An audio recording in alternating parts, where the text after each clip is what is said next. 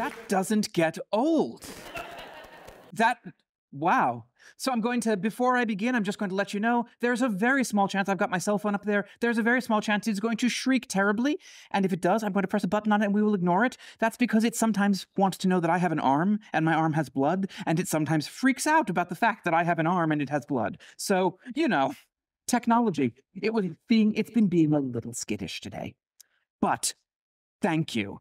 This is my first time at Codegarden and my second time on this stage, which is blowing my mind. Everyone has been so welcoming. The Thursday night events were incredibly Thursday night.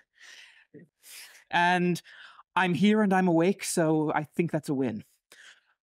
My name is Jason. I've been working in software for about 20 years, and right now I work at Carrot, which is a company that specializes in technical interviews. And you can come find me to chat about that later, after the conference ends at this point, because I'm here to talk about a different topic today, and this is one that's very close to my heart. So I called this talk The Brilliance of Not Being Brilliant because I would come to see that talk. Working in tech, I see brilliance around me constantly, all the time, and it leaves me very aware of how ordinary I feel in comparison. Well, you're here. Maybe you feel the same way. There's this brilliance all around you that you can see, and you want to know what you, being ordinary, can contribute. You want to know where the place is in our field for someone who doesn't feel brilliant. Well, the first thing I think we need to realize is that nothing is ever just brilliant. Context-free brilliance? Not really a thing. There's only brilliance at something. A brilliantly told story, or a brilliant musical performance, or a brilliant solution to a problem.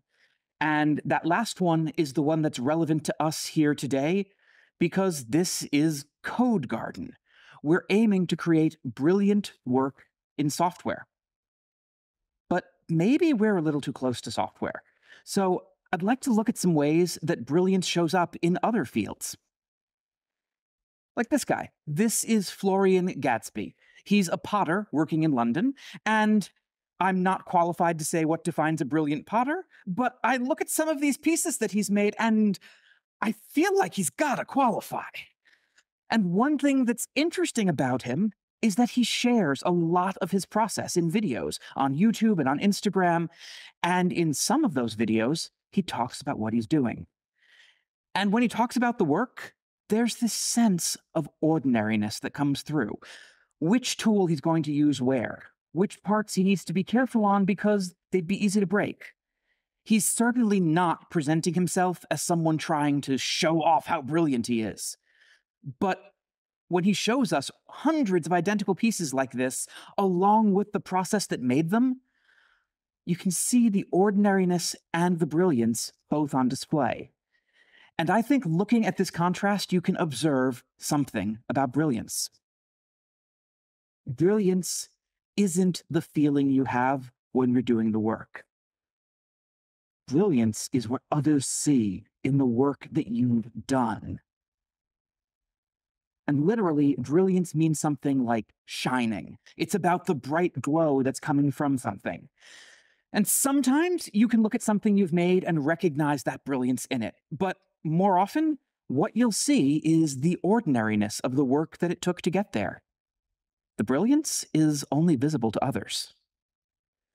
Now, we have stories about brilliance, with flashes of insight and people jumping out of their baths shouting Eureka. But the actual brilliance we see every day, that's mostly the result of ordinary effort reaching an extraordinary success. And even these moments of insight, they don't quite happen this way.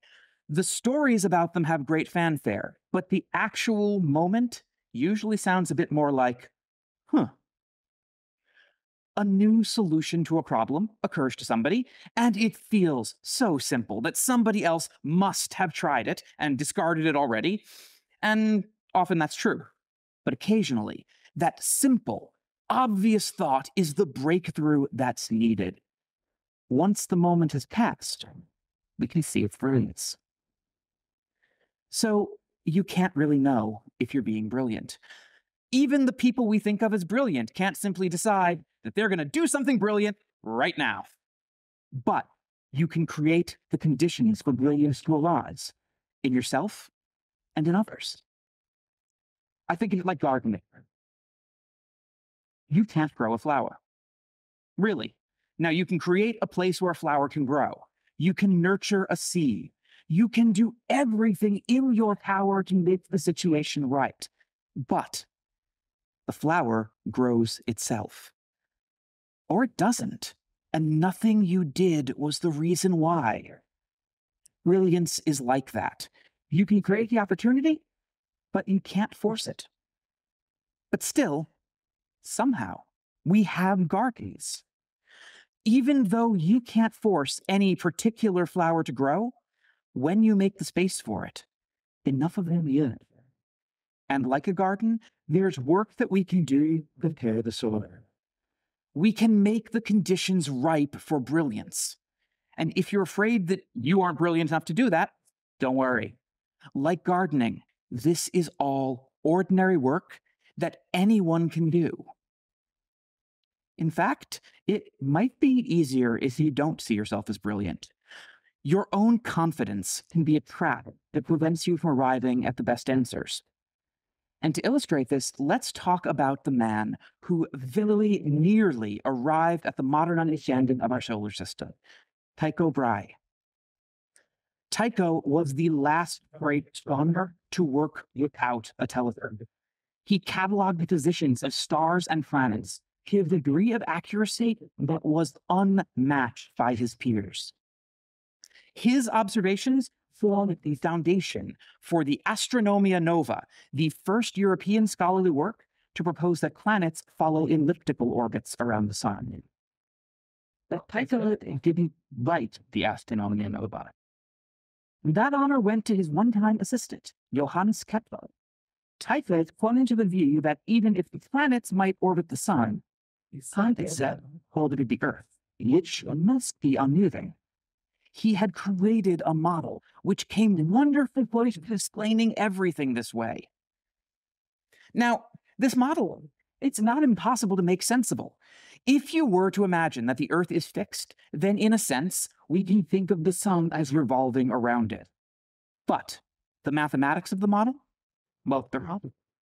While Tycho was developing complex equations to align his observations with the model that he wanted, Kepler did something that he looked at the errors in the predicted positions of the models and found that he could resolve them if he only assumed the orbits were oval, not circular.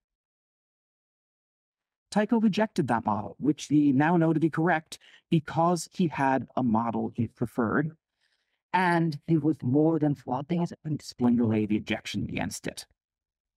That's painfully familiar to me. I venture I am not the only person in this room right now who's confused at a time when they did that. So, how do we keep our own preconceptions from locking us into wrong answers? Well, if I'm wrong about something, and I want to become right, then there is only one path forward. I have to change my mind.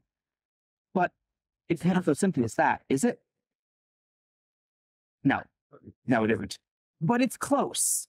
I think there are actually 3 steps involved in not being wrong. First, I need to realize that I might be wrong. Then, I need to decide whether or not I am wrong. And finally, then I have to change my mind and stop being wrong. There's a lot to unpack in these deceptively simple steps. So when I say I might be wrong, I mean I might be wrong about something in particular, not just generally. There might be something I'm wrong about. And if you're already unsure of yourself on a particular subject, you are probably not at risk for digging in.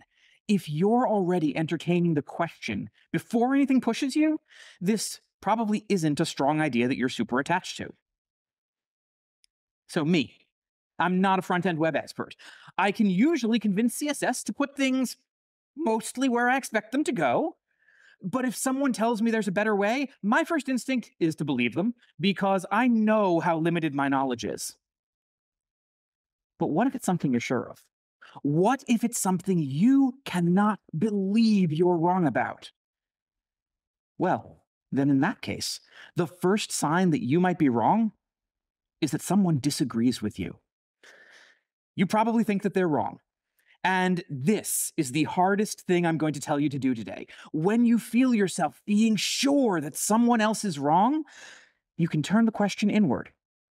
What if it's me? What if I'm the one that's wrong? I think of this a little like throwing an exception, because when it happens, I need to break out of the processing of the mental script that I'm in.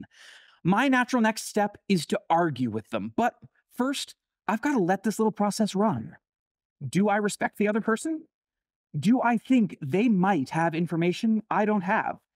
Now, you do not need to do this every time you run into someone being wrong on the internet, but it's useful with people you care about, and especially if you are thinking about seriously starting to argue.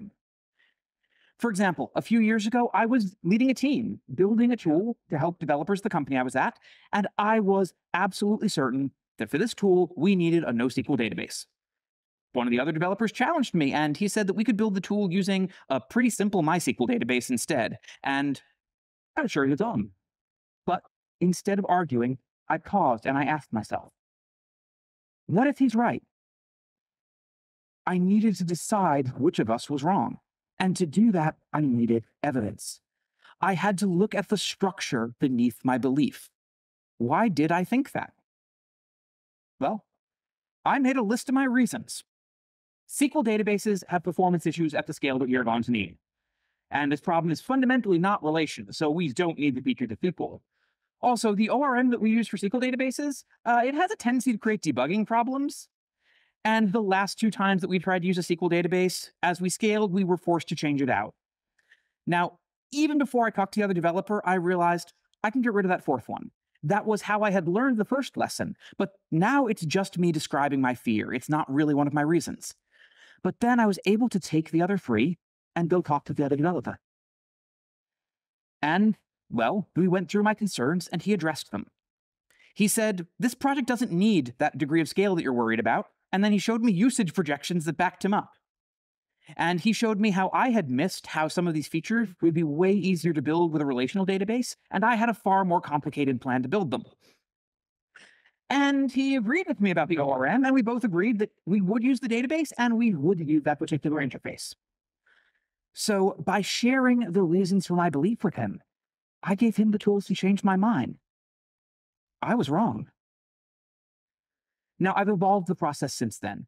Now, when I disagree with someone, I have a small structured process that I use to focus on the real reasons behind my belief. Before I get involved in any long debates, I ask one question of myself, alone. What could the other person say or do to change my mind? Now, in order to answer this, I still need to think through the reasons, just like I did. But then I need to imagine a satisfying reason that I would let it go. For example, with the database, I didn't need to be convinced that I had the scaling wrong. I just needed some piece of evidence that would convince me we weren't about to build something with a critical performance issue. This doesn't mean you need to fully understand the evidence in advance either. I've often realized that the sort of thing I'm looking for to convince me is, I need you to explain to me how we're going to do this in a way that doesn't leak sensitive data. Or, I need you to show me that this piece of the system that I think might just be impossible, like, can you show me a prototype of that part having been built? And very rarely, I realize when I'm looking at this, nothing did. And in most situations, I look for where I'm running into a personal axiom, something I intentionally choose to hold as true. And for me, these are mostly personal, moral things like, I'm not willing to intentionally harm people. And thankfully, these rarely come up in work conversations since my company has stopped in the business of intentionally harming people. Great. But running into one of these is still helpful. It's a good indication that a productive debate, well, it probably isn't possible. If I can't be convinced to change my mind, then do I really want to spend the time and energy having this argument? But once I know what would change my mind, in the common case, then there's one more step. I have to tell that answer to the person that I'm disagreeing with. I explain to them as clearly as I can exactly what my concerns are and what my ideas are for what I'd want to see in order to change my mind. Now they know what I'm looking for. If this is critical for a shared decision, if this is blocking on a project, I can work with them to look for the evidence. Now we've gone from having an argument to a shared research project, and the results have been good. Well, when I do this, it ends arguments. Sometimes by helping other people convince me that I am wrong, but other times by showing them exactly what my concerns are in a way that helps them understand. And often, when they convince me, the evidence they find isn't at all what I thought it would be. But because I had specific examples in mind, I have made sure my concerns have a way to test them. The power of a disagreement like this is we are taking a situation where at least one person is wrong, and we're moving toward a situation where both participants are closer to right. This is the hidden engine behind Brilliant Team. They disagree, and they do it well. Now, I'm not saying that your team should fight a lot, and I am definitely not saying that the teams that fight and yell and throw chairs are effective teams. These are unhealthy ways of disagreeing. They do not create positive results. But teams that can have healthy disagreement, teams where everyone feels safe saying, wait, hang on, I don't agree with that. Those teams get better results. And this is also why diverse teams are more effective. By having different backgrounds and experiences, they're more likely to have those differences in perspective that create productive disagreements. But sometimes it takes a little bit of work to expose those differences of perspective. And that happened to me at a local coffee shop where I live. So I live in Seattle. It's up in the northwestern corner of the US. And one of the things that Seattle is known for is little coffee shops. Also big coffee shops, but that's not what we're talking about. There's one that I particularly like called Cafe Giavasti. They serve good coffee and really nice crepes, and sometimes I meet up with friends there, and they're a very small place. But they have been successful, and they've opened 2 different locations. One's a bit further from my house. I don't go there very often, but it exists. And of course, since I always go to the same location, it's the one on the left in that picture, I just think of it as going to Cafe Giavasti. And perhaps you see where this went wrong when I asked a friend to meet me there. Because they also live pretty close to one of the 2 locations, close enough that they don't really think about the other. And the one that they're closer to is the other location. Now, this wasn't a disaster. There were about 10 minutes of waiting, and then they texted me to ask when I was planning to get there. And I was very confused, and I texted back that I was there, and we worked it all out, and we had a laugh. But it's a great example of how easy it can be for people to think they have a shared understanding, when in fact there is still a fundamental disagreement. To bring this back to software, one of the largest teams I've ever been on was at Amazon, and this sort of problem came up a lot because there were a lot of people working towards really large, really complex goals. And when I was working with another team and we were starting to realize we had created one of these situations, an engineer went up to the whiteboard and drew us all a diagram. And this diagram has stuck with me for more than 10 years. He drew a dot. He said, I think this is where we are. And this is where we want to be. So it seems to me that we should go like this to get there.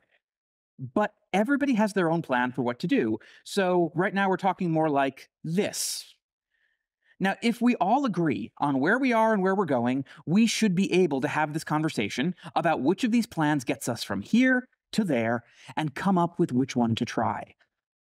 But maybe the real problem is that we've got different ideas of where we're going. And then he drew another dot. Now, if I think the goal is over here and you think the goal is down here, we are never going to agree on which plan to take, because we can each see that our own plan ends up closer than the other person's plan does. And it gets worse. What if we don't actually agree on where we are? If I think we're up here right now, and you think we're down here, now we need to shift the plans to account for the different starting points. And this isn't unreasonable for us to disagree on. There's a lot of technical details involved in where we are now. each person in this room probably knows something that none of the others do. So in the worst case, which isn't even especially unlikely, we are all starting from different places and we're all aiming at different places.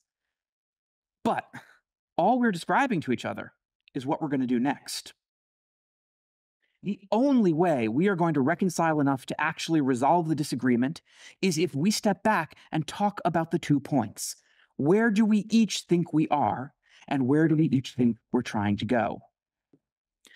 Let's take a real example.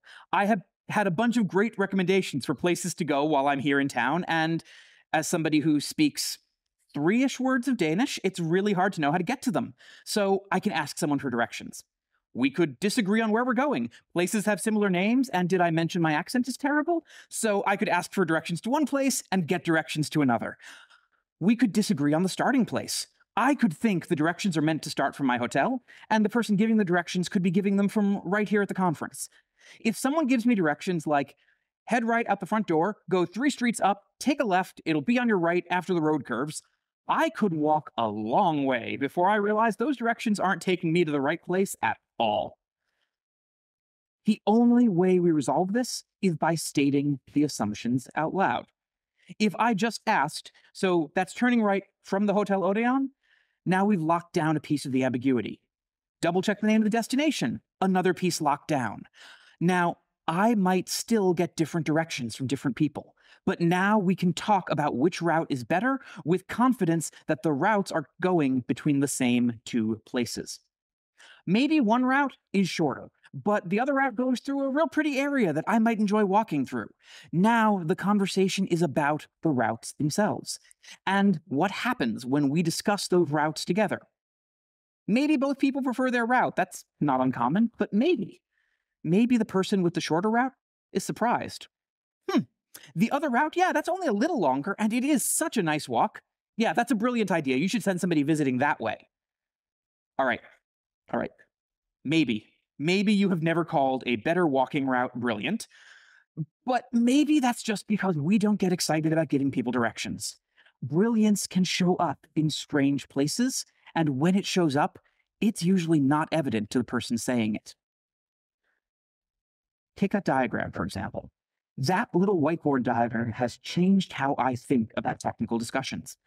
I've personally redrawn it dozens of times to help teams understand why a discussion was going nowhere. Based on its impact, I would say that little diagram is brilliant. But the developer wasn't trying to look brilliant when they drew it. They were trying to help the team past a problem by explaining the issue they were seeing. And most of the time I've drawn it, nobody thought it was especially interesting at all. The team already understood the concept. It was just a reminder of something we all knew and should think about. The brilliance is in the moment, when the right idea finds the right problem, and it's surprising how well it fits. When that right idea isn't surprising, it's not brilliant. It's obvious.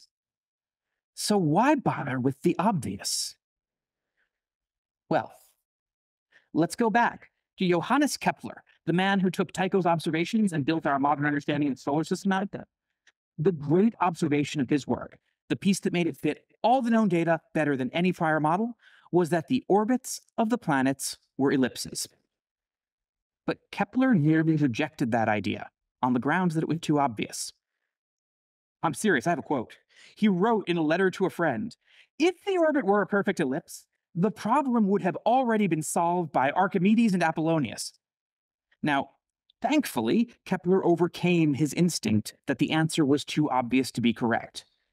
But there's a lesson here. Why are we afraid to say the obvious? Well, one reason is that we train each other not to say it. Snide remarks, outright dismissal, or more subtleties are all those that we show that these ideas aren't welcome. Most groups resist when people say things that are true, but straightforward. And this makes it harder to come to agreement on the things that we nearly agree on. It creates a motivation to be sure that anything someone says is truly a brand new idea. And like Kepler's reluctance to try ellipses, it often means that simple, great ideas go unspoken. When we try hard to be novel, it doesn't keep us from solving the problem. But it often pushes our solutions into the realm of the clever. And clever solutions are certainly solutions, but they often miss the mark of brilliance. And even so, there's an appeal to being clever. I like being clever. One of my hobbies is doing puzzles, logic puzzles, Sudoku, that sort of thing. And when I work through a chain of complex reasoning to figure out an answer, it feels good. In the moment, brilliance often feels like it's nothing at all, just the simple conclusion to a chain of ideas. The cleverness. I know when I've been clever. I feel smart. I feel accomplished. But clever is hard to understand. For many problems, there's more than one solution. We could assume the sun orbits the Earth. The equations can be worked out, but they're complicated. My teammates know that calling code clever in a review is not a compliment. It's an acknowledgement of skill, but it also means I do not want to fix this when it breaks in the middle of the night. Given a choice between clever and obvious wins for maintainability. But it's satisfying to write something clever. And if we aren't careful, it's easy to mistake the satisfaction of being clever for that eureka moment in the stories. We can fool ourselves into thinking we've been brilliant. There's no easy fix for this. We probably can't make cleverness stop feeling good. But maybe we could try a little harder to not make obviousness feel bad. Now, one of the justifications that I hear for avoiding the obvious is that it's a waste of time when you say it. And occasionally it is. The value of saying something that's obvious to you is that you are giving the whole group a chance to either agree that it's correct or to react to it. And if the group has already expressed that idea clearly, saying it again might be a waste of time. If I'm getting directions, it's much less helpful for me to confirm where they're beginning from if the person giving them just said exactly where they're starting from. But if it hasn't already been said, a truly obvious idea still doesn't take up a lot of time. Everybody nodding in agreement is not a slow process. And when there isn't general agreement, the equation changes. Now, the idea might slow down the discussion, but only because it turned out to be important. We have gained an opportunity to make sure we are all agreed on something fundamental. But I think there's also a more subtle reason that we resist the obvious. I think sometimes it hurts our feelings when someone else is rewarded for saying something that we feel wasn't new enough. If we are caught up in the trap of trying to feel brilliant, or at least clever, then there's temptation to undercut them. Oh yeah, of course, I knew that too. We don't want to see someone else get credit for something we didn't think was surprising. And this happens because even in a team, we often care too much about whose idea it was. Well, really, we care about which of two people came up with an idea, me or somebody else. We get attached to the ideas we came up with. We hold on to them tightly, more than the ideas other people shared. And it leads us to act strangely. If I share an idea that I'm attached to, that idea has become my idea. If someone else sees a potential problem in that idea, they found an issue with my idea. And if my idea has a problem, well, maybe that means I'm not as smart and capable as I think I am.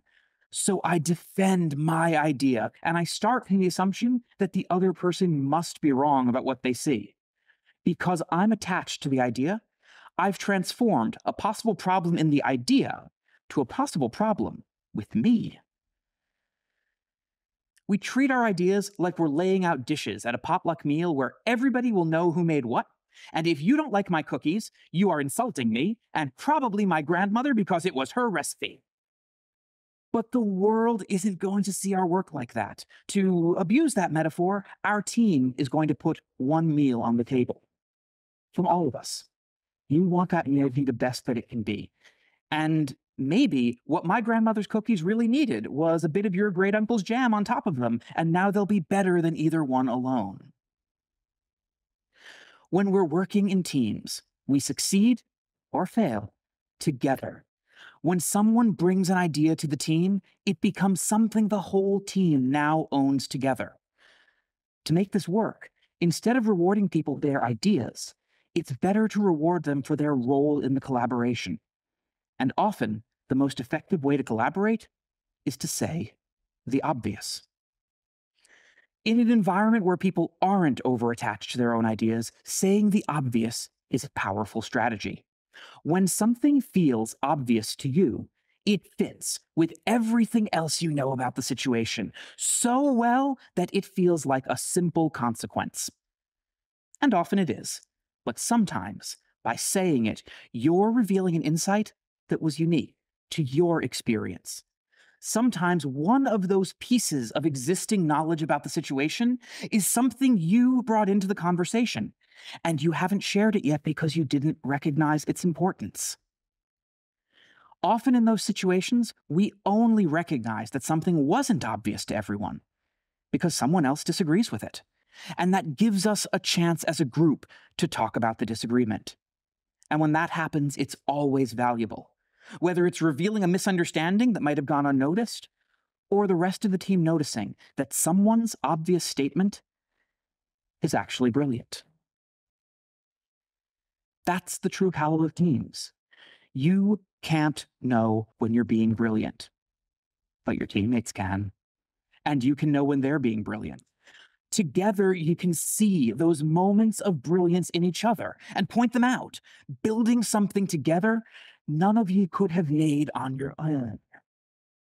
You can't force a flower to grow, but we have gardens. The secret is the same. When you create the space for it, some of the seeds of brilliance sprout. And when you notice them and you nurture them, they grow. These are just some of the techniques I've learned for growing those sprouts of ideas. Remember that brilliance isn't something you feel, it's something others will see.